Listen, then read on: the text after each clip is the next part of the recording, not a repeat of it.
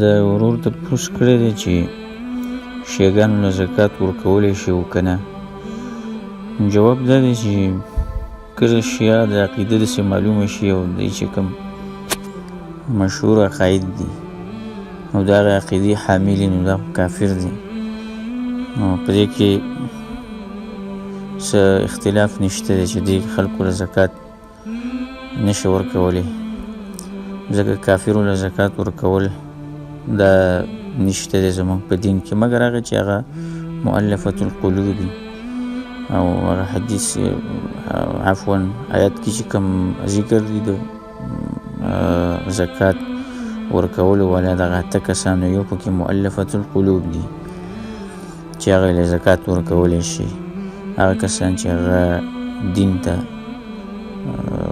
دعوت کې او د هغې زړونه نرم شي په دې سره مال وله ورکړي. رسول صلی الله علیه وسلم هم داسې کول چې داسې خلکو له به مال ورکوو چې هغه دین له راشي.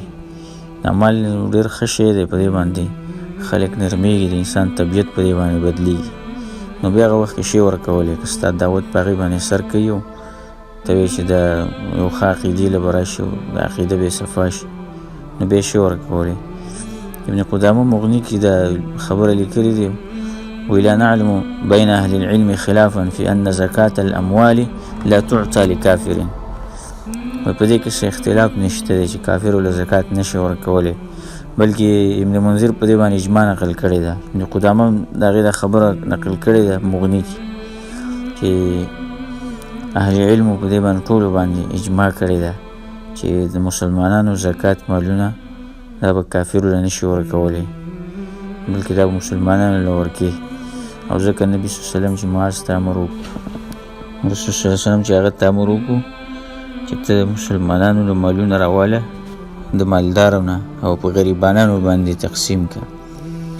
نو رسول صلی الله علیه وسلم ورته دا ویلې چې د مسلمانانو فقیرانو له ورکوي، یعنې فقرائهم، او دا هم زموږ مسلمانانو ته راجع دی، یعنې دا حصه د مسلمانانو ده او دا حق د مسلمانانو دی.